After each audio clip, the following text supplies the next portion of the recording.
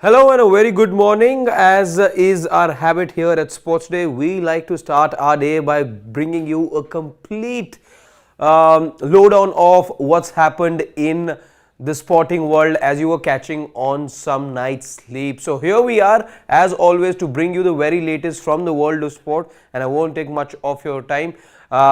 There's plenty to talk about though, plenty from the cricketing world as far as the Champions Trophy is concerned, plenty to talk about as far as the Champions League is also concerned. So be with me as I give you all the updates that you should be knowing. There's an important update as far as the BGT is also concerned, but let's talk about the big matter over here, which is the Champions Trophy. Jai Shah, Mohsin Naqvi, the two key protagonists in what is happening at the moment.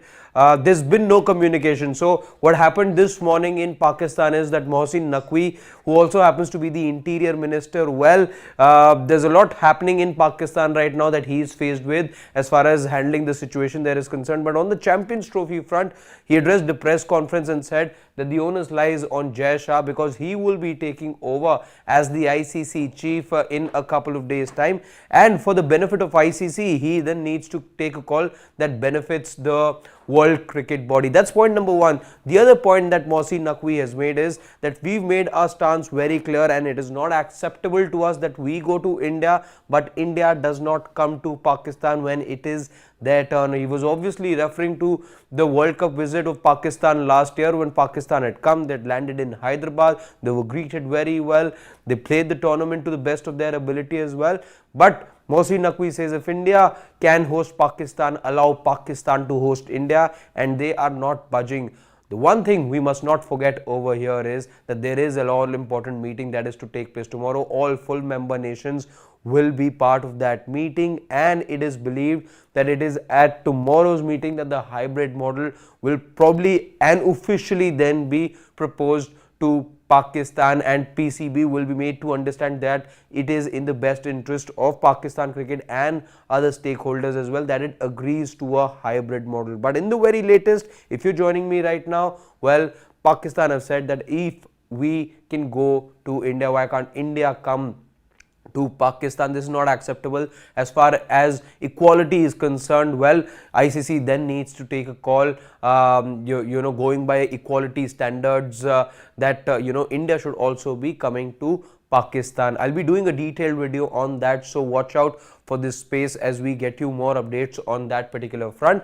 And as I said earlier as well, to Jai Shah as well, he said that because he's going to be taking over as the ICC chief, he needs to then be mindful about the best interests of the World Cricket Body as well. And that's I'll stop over there with that. But let's move forward to the BGT, where I have an update for you. We've done this story yesterday as well, and we told you that there's going to be an addition to the Australian squad. It was a 13-member squad which has now become a 14-member squad because Mitch Marsh has pulled up. He bowled 17 overs in the first test match. That's the most that he's bowled in this season in one innings, and as a result he feels sore.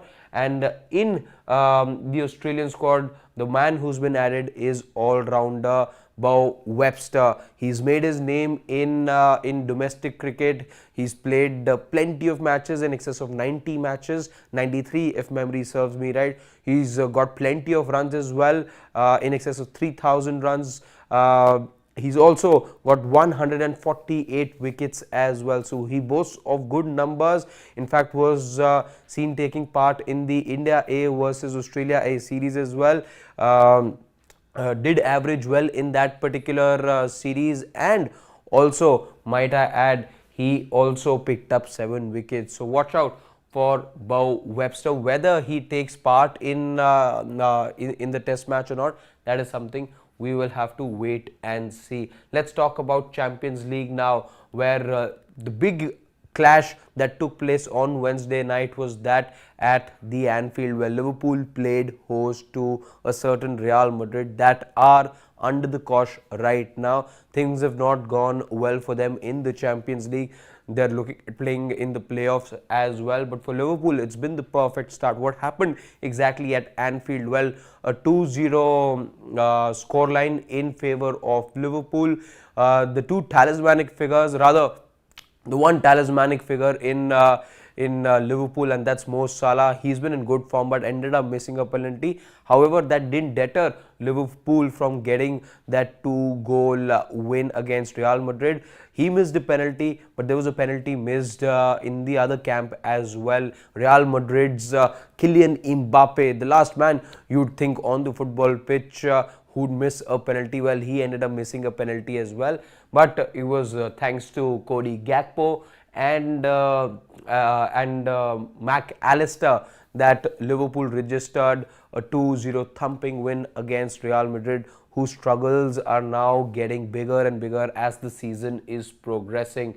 Let's also talk about Sri Lanka playing against South Africa. That's important now, the result of that match, because that will determine in many ways going forward whether India's chances for the WTC final take a hit or not. What happened on day one? Well, it was a rain curtailed day one between South Africa and Sri Lanka. Very good bowling conditions, and Sri Lanka, after deciding to bowl first, well, did go on and justify that decision as well, because they reduced South Africa. The entire top order has been blown away.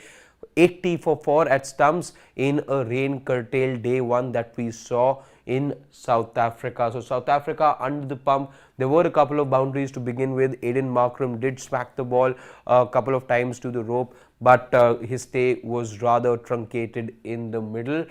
Tristan Stubbs also showed some sort of resolve over there, but it is Sri Lanka who completely dominated whatever play that we could see before rain intervened. Let's also talk about Lalit Modi and N. Srinivasan. Lalit Modi has talked about his time as his time in the IPL. We all know it was his brainchild, but he's made some serious accusations about former BCCI chief in N. Srinivasan. He says that he was his biggest adversary. He didn't like the idea of the IPL to begin with. And the big allegation then coming in from Lalit Modi is that N. Srinivasan went ahead and even fixed umpires, especially for CSK matches.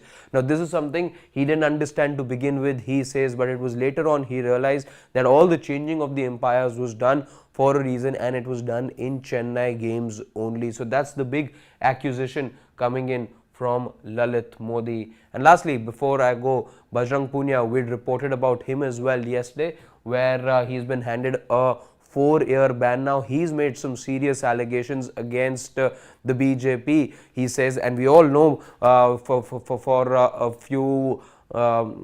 a considerable time now the wrestlers have been up in arms against the Modi government, and he said that all the charges that have been leveled against him, the ban that we are looking at right now, everything will be lifted if he joins hands with the BJP.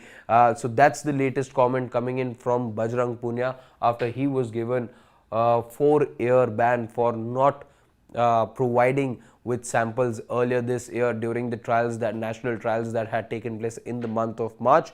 The UWW has also given approval to this particular ban, which now means that not only will Bajrang Punia not be eligible to compete in competitive events both nationally and globally, but he cannot even apply overseas for coaching jobs as well. That's all as far as the morning wrap is concerned. I appreciate your joining us. Do watch out for this update that's coming up very shortly here on Sports Day on the Champions Trophy. I'll be doing a detailed video on what exactly is it that PCB chief Mohsin Naqvi has said on the eve of this crucial meeting that's taking place. There are barbs that have been made against India. There are some questions that he's asked to the ICC as well. So I'll be back with more details on that story. For now, I'll take your leave.